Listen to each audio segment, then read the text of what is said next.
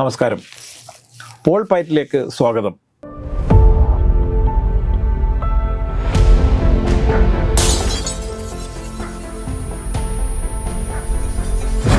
നമസ്കാരം. നമ്മൾ അടുത്ത മണ്ഡലത്തിലേക്ക് കയറുകയാണ്. പയറ്റ് എന്ന് പറയുമ്പോൾ പെട്ടെന്ന് ഓർമ്മ വരും എനിക്ക് പൊന്നത്ത് പയറ്റൊക്കെയാണ്. വടകരയിൽ പയറ്റുണ്ട്, പൊന്നത്ത് പയറ്റുണ്ട്, അങ്ങനെയൊക്കെയാണ്. പൊന്നി അങ്കമൊക്കെ ഉണ്ട്.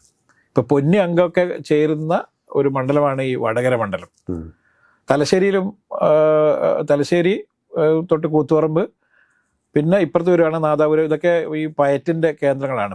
വടകര പ്രത്യേകിച്ചിട്ടും പയറ്റിന്റെ സ്ഥലങ്ങളാണ്. 2 പയറ്റുണ്ട് കേട്ടോ. നമ്മുടെ എന്റെയൊക്കെ ചെറുപ്പത്തിൽ പയറ്റ് എന്ന് പറഞ്ഞാൽ ഈ പൈസ കൊടുത്തുള്ള ഈ ഒരു പയറ്റുണ്ട്.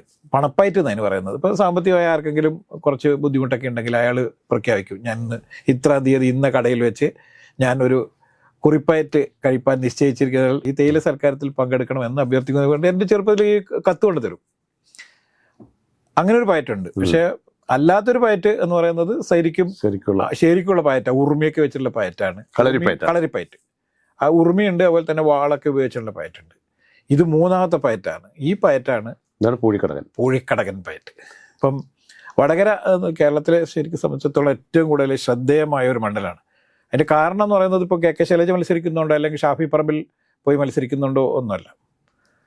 അല്ലാത്ത തന്നെ അറിയാലോ, അതിൻ്റെ ഒരു പ്രത്യേകത അറിയാം. അപ്പം പുളിക്കഞ്ചേട്ടൻ്റെ എന്താണ് നിഗമനം? ഈ വടകരയിൽ എന്ത് സംഭവിക്കുന്നു? ശൈലജ ടീച്ചർ ജയിക്കും, ഉറപ്പാണോ? അങ്ങനെ ഇത്ര ഉറപ്പായിട്ട് എങ്ങനെ പറയാൻ പറ്റുന്നത്? അതാണ് എൻ്റെ അവിടുത്തെ സാഹചര്യം.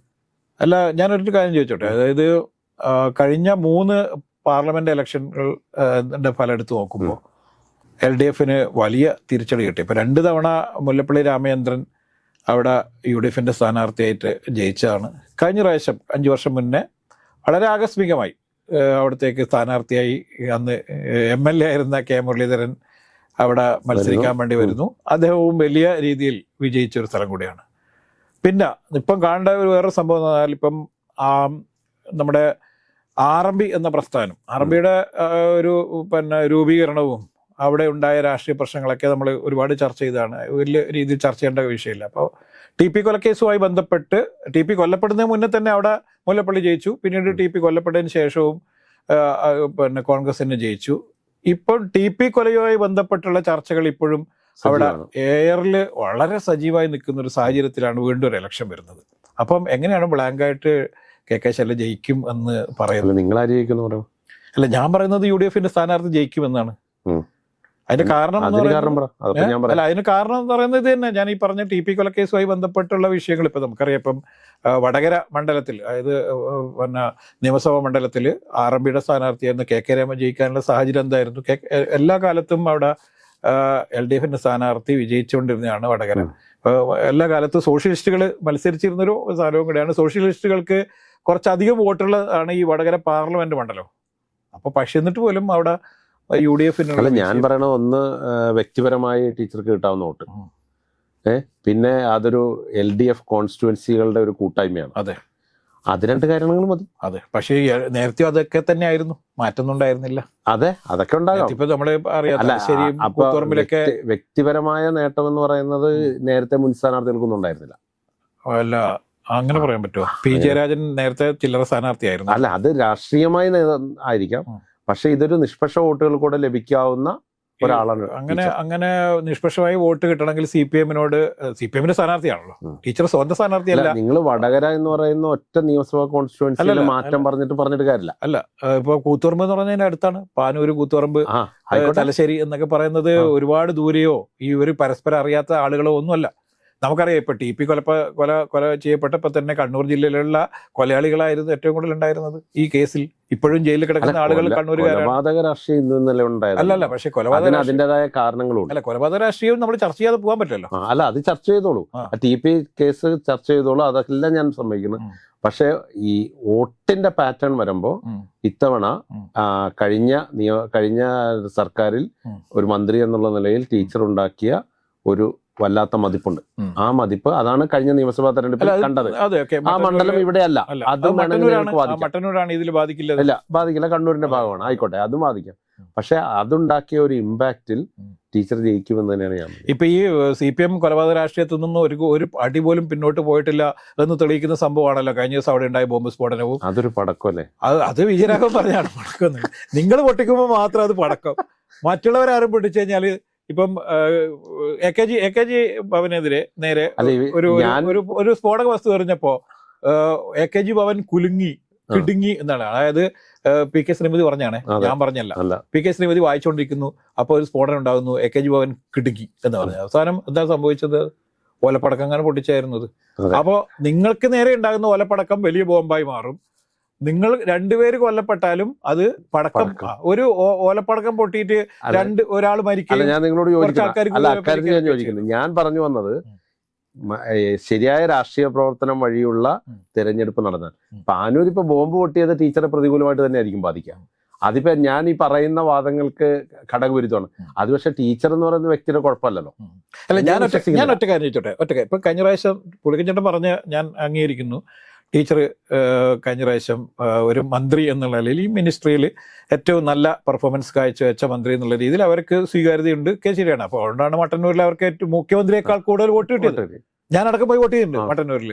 അപ്പോൾ അത് വേറെ വിഷയം. പക്ഷേ എന്തുകൊണ്ടാണ് ടീച്ചറെ പിന്നീട് മന്ത്രിസഭയിൽ ഉൾപ്പെടുത്തി അത്രയും വലിയ പെർഫോമൻസ് കാണിച്ചാണ് ഏറ്റവും കൂടുതൽ LDFന് ഏറ്റവും കൂടുതൽ ഇപ്പൊ എനിക്ക് തോന്നുന്നു തുടർ ഭരണത്തിന് പോലും ഒരു കാരണം ടീച്ചർ ആയിരിക്കാം. അതൊക്കെ ആയിരിക്കാം. പക്ഷെ എന്നിട്ട് പോലും പരിഗണിച്ചില്ല.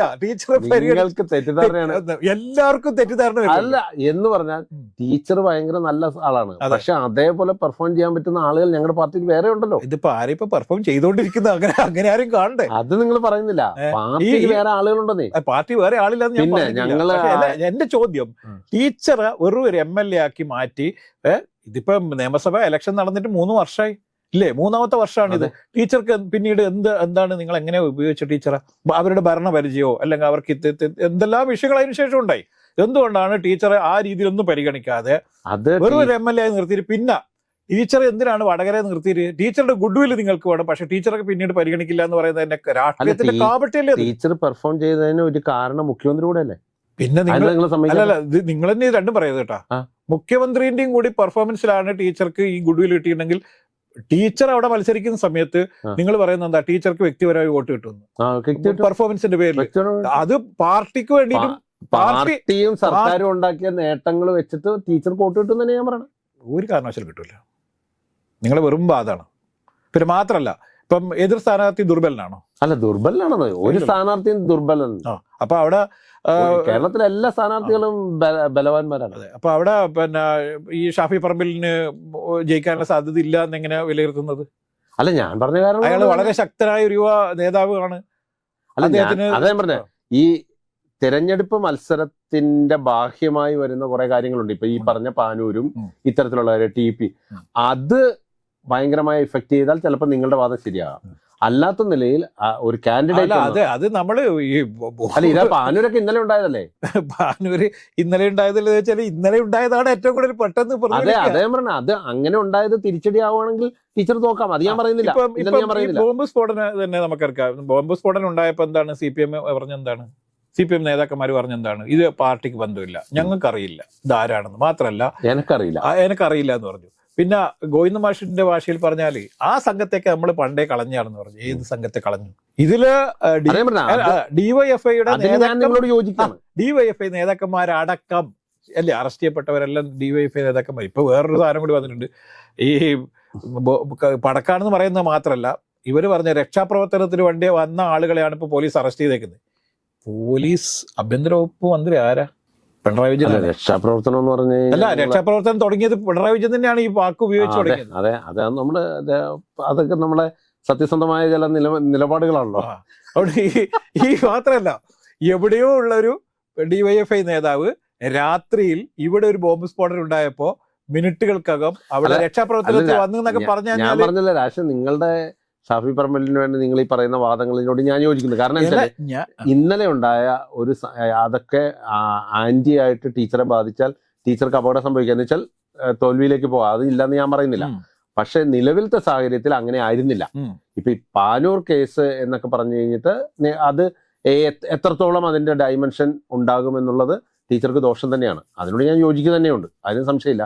അത് ശ്രദ്ധിക്കേണ്ടിയിരുന്നത് പാർട്ടിയുടെ നേതാക്കളും അത് ഇപ്പൊ ഇന്ന് പൊട്ടിയത് മാത്രമല്ല, എക്കാലത്തും ഇത്തരത്തിലുള്ള കാര്യങ്ങളിൽ ശ്രദ്ധ വേണ്ടത് പാർട്ടി നേതാക്കളും. അതിന് സംശയമില്ല.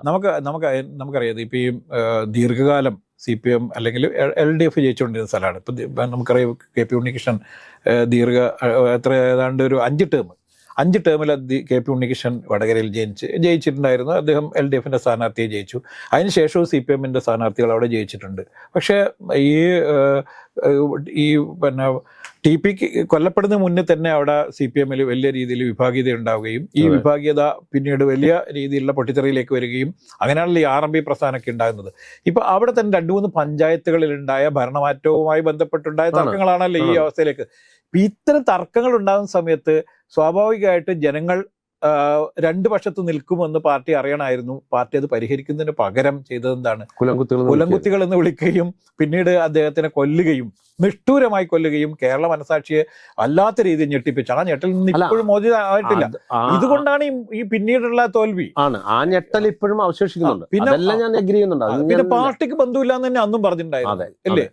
ഈ സംഭവം പാർട്ടിക്ക് ബന്ധമില്ല. മാഷാ അല്ലാതെ നോട്ടീസ് മറ്റേ സ്റ്റിക്കറൊക്കെ ഒട്ടിച്ചിട്ട് ഭയങ്കരമായി പ്ലാൻ ചെയ്ത പോലും എന്തോ എവിടെയോ ചെറിയ ഒരു പ്ലാനിങ് തെറ്റുകൊണ്ട് പ്രതികളിലേക്ക് കൃത്യമായി എത്തുകയൊക്കെ ചെയ്തു. ഈ 2 കാര്യങ്ങളാണ് ഒന്ന് സംഭവിക്കുക. ഒന്ന്, ടീച്ചർക്ക് അങ്ങനെ തോൽവി വരണമെങ്കിൽ CPM വിഭാഗത്തിൽ നിന്ന് തന്നെ വലിയൊരു ശതമാനം വോട്ട്, കാരണം ആസച്ച് വടകര CPMന് നല്ല മേൽക്കൈയുള്ള 7 മണ്ഡലങ്ങളുള്ള സ്ഥലമാണ്. അതിൽ വടകരയാണ് ഇപ്പോൾ ഒരു എക്സെപ്ഷണൽ ആയിട്ട് നിൽക്കുന്നത്. അവിടെ നിന്ന് ഉണ്ടാകണമെങ്കിൽ പാർട്ടി വോട്ടുകളിൽ വലിയ ഉണ്ടായി തുടങ്ങിയിരുന്നു RMPയുടെ രൂപീകരണം. അത് വീണ്ടും ഇപ്പൊ ഈ പാനൂർ കേസിലൊക്കെ ഉണ്ടായ ഈ പറഞ്ഞാൽ ആരെയും ഏത് CPM അനുഭാവിയെ ഞെട്ടിക്കുന്ന കാര്യമാണ് ഇതൊക്കെ. ഇങ്ങനെയുണ്ട് അതിൽ ഭയങ്കര വിള്ളലുണ്ടായാൽ ടീച്ചർ ദയനീയമായി തൂക്കുക. അതില്ലെന്ന് ഞാൻ പറയുന്നില്ല.